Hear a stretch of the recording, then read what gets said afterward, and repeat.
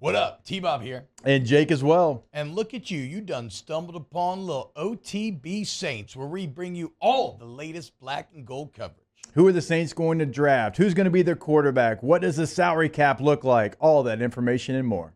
Hope you enjoy it. Like, subscribe. New Orleans Saints have another game this Sunday, and it's against the Carolina Panthers, a team that's 1-10, a team that already fired its head coach in his first season. That's a separate conversation, what's happening with David Tepper over there.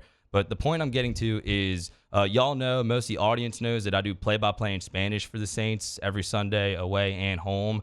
And the first few years I was doing it, since 2019, it was really easy to get motivated, right? And I'm always motivated. NFL games, it's a privilege, it's an honor. I do my best on the microphone. I give it my heart and soul 100% every time.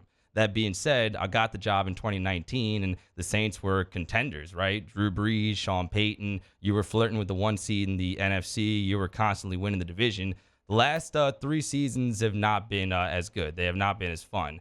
And when stuff is going bad so consistently, like week to week, you see the same thing. You see the struggles on offense. You see the team struggle with cohesion. You see them start slow out of the gates on defense. Eventually, you think this is never going to get better. And a lot of fans are already there. And even as a broadcaster, this is one of the games where I had to kind of create my own juice. Taylor, how often have we heard Big Fave and Jake and T-Bob and all these guys that played for LSU talk about the games against, Western Kentucky and Chattanooga, where it can be kind of tough to get motivated. Eventually you do get there, but you had to create your own juice, right? I'm having to kind of create my own juice for this matchup against the Panthers on Sunday. I think the Superdome is going to be kind of sleepy. There were not a lot of empty seats this past Sunday against Detroit, but it's because there were a lot of Lions fans there. I don't think there will be a lot of Panthers fans there, and I think we're going to see a good amount of empty seats on Sunday, which will, make it harder for me to get up, will probably make it harder for the players to get some juice on the field as well, so that's not good.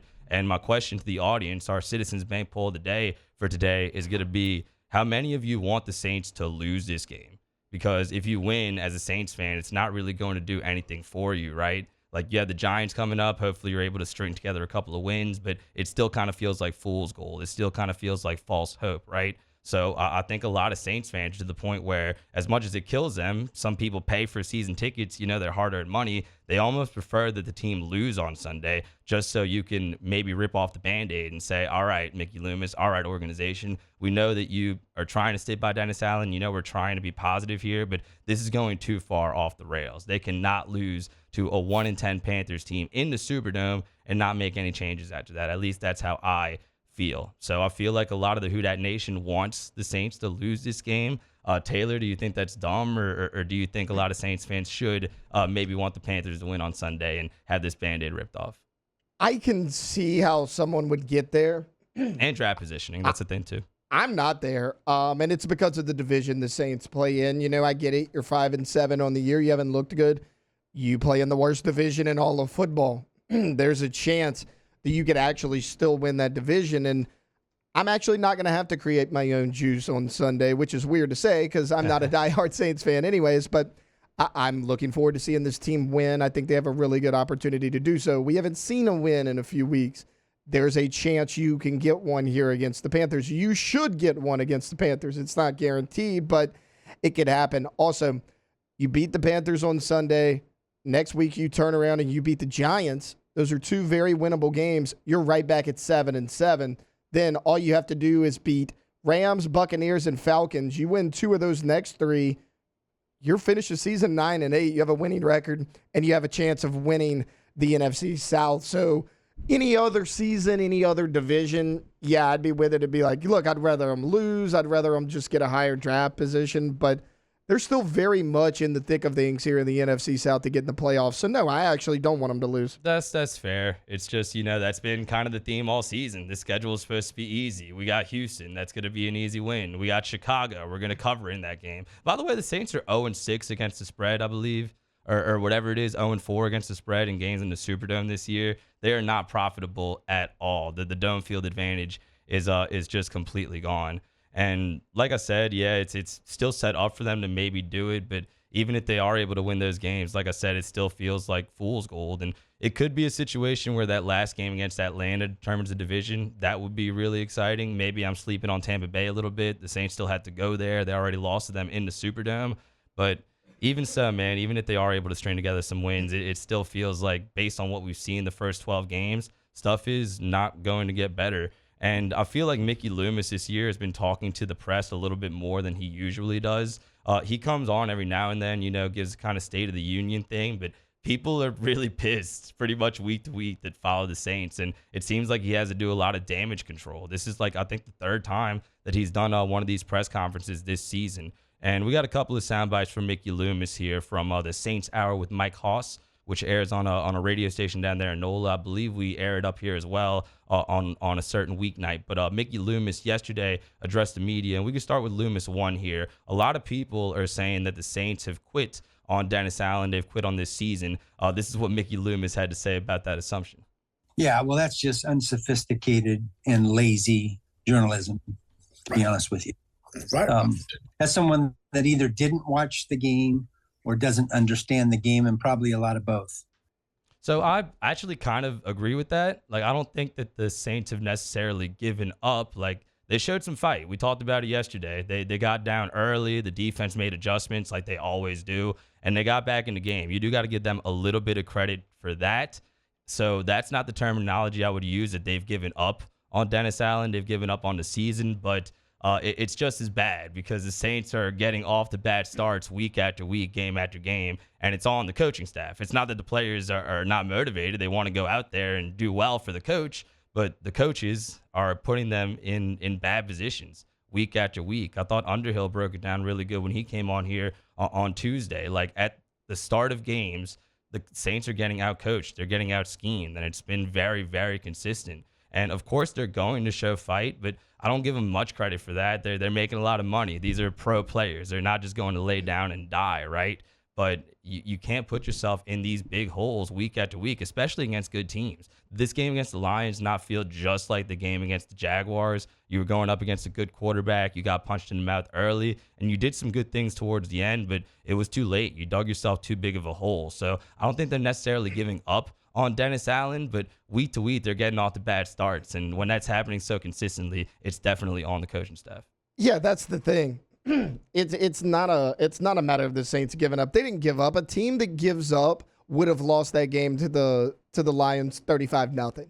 That's what would have happened if the Saints gave up. Like you mentioned, they're digging themselves in a big hole, but they got out of it. I mean, they had a chance to potentially win that game in the fourth quarter. I mean, you only lose the game by 5 points total to a really good 9-3 now Detroit Lions football team. I don't think they've given up on here at all. So I actually do agree with Mickey Loomis on that. The issue is, like you mentioned, the preparation, the getting off to the slow starts. You cannot dig yourself into a 21-0 hole, especially when you're not the better team and you're playing a team that is playoff bound. If you're not the better team and you dig yourself into a 21-0 hole, it's very hard to win. We talked about it last time. It was like, why did the Saints lose to the Falcons? Well, because they dug themselves in a hole and they can't stop the running game.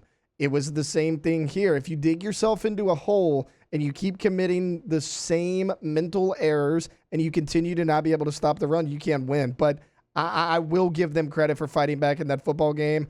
I was at Walk-Ons watching the game with a buddy of mine. It got to be 21-0. I left, and he did as well. And then I got home, and I'm like, this game's 40-0. I turn it on, and the Saints are down by 5. And I was like, okay, they get a shot to win this game. So had a little bit of an exciting finish. Yeah, I don't think they've quit on the coaching staff, though. I think that's very far-fetched. Well said. Let's skip ahead to Loomis 3 here if we can, Grant. He talked about the Superdome, the environment on Sunday being disappointing because there was so much blue there, so many Lions fans. This is what Mickey Loomis had to say about that. Our stadium sold out on a season basis. That's disappointing to have, that many tickets that are resold and, given to visiting fans. But look, I understand it. I mean, I understand the economics of it. I understand that season tickets are expensive and, you can't go to every game. And so, pick and choose to sell some. But I was a little caught off guard by the volume, as you said, in the lower bowl. That was unusual. And look, I understand it, but that doesn't mean I have to like it.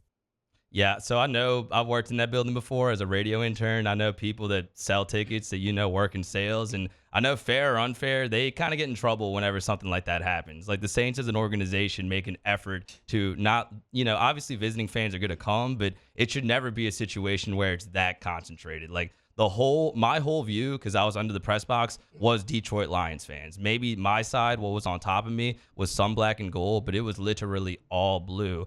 And honestly, I commend Lions fans. Like, I have no beef with Saints fans selling their tickets. Again, given what we've seen, consistently inconsistent is the word that Alvin Kamara used, and I think that's a great way to put it. And for Lions fans, they had themselves a hell of a weekend. Right now, it's pretty much Christmas time, maybe like a very, very early spring break, but a lot of people take vacations at this time, right, Taylor? And whenever I leave the Superdome, it's normally a nightmare. They need way more people directing traffic. And this Sunday against Detroit, I was like, I'm going to take an alternate route today. I don't really know where I'm going, but I hate going, right onto the interstate because it's such a cluster F, for lack of a better term. But there was like no traffic on Sunday, and I was surprised. I got right on the interstate. I got home pretty quickly, and I was like, that's really weird. This was a full stadium. And then on the way home, it hit me like, oh my God, it was that way because most of the people at the game today were Detroit fans that actually came in from Detroit, stayed in a hotel downtown, and then walked to the game. They were walking out of the Superdome, getting ready to go downtown and party it up. So Lions fans, they showed up and they showed out. I give them a lot of credit. But to Mickey Loomis's point, a little humiliating if you are a New Orleans Saints fan. Yeah, first off, who knew the Lions had that many fans? But yeah, shout out to them for showing up. We were talking about it before the show. Like, think about how disheartening it was for basically everyone's entire lifetime to be a Detroit Lions fan. I mean, this wasn't a team that just missed out on the playoffs. This was a team that was winning 5 games a year with Matthew Stafford and Calvin Johnson. That should never be the case. So I get it, though. I mean, I understand their fan base isn't huge, but they're very passionate and they're very proud of where their team is because they haven't had that kind of success. I also understand where Saints fans are coming from. Like you said, you hate to see the empty seats, but it's like, what are you going for? You mentioned it. Traffic's kind of a pain in the butt. Everything's such a hassle. Tickets are expensive. I mean, people when they go, they want to enjoy the experience. The Saints offense right now is not an enjoyable experience. I mean, what are you going for at the end of the day? So I don't blame anyone for not showing up. And I got to be honest, Loomis is like, yeah, I was a little surprised, and I don't think he's seen the last of it. I mean, if this continues and you happen to lose to the Carolina Panthers this weekend, God forbid, it's going to get a whole lot worse. Yeah, I understand Loomis has to be positive. He has to keep the good vibes. Like, the fans' job is to be upset. Your job is to keep, a happy face and try to at least keep the good vibes. But that being said, there seems to be, him being naive a little bit sprinkled in there. And hopefully we don't see much more of these. But again, it's been a lot of damage control for Mickey Loomis this season, rightfully so. Saints 5-7, struggling to keep their playoff hopes alive. Wow, just amazing black and gold takes right there, Jake. I don't think I've ever heard any takes that are better than the two guys that just gave you that take. And you can keep getting them by going ahead and liking, subscribing, ringing the bell to get notifications when we post. Have a great day. We'll see you on the next OTB Saints.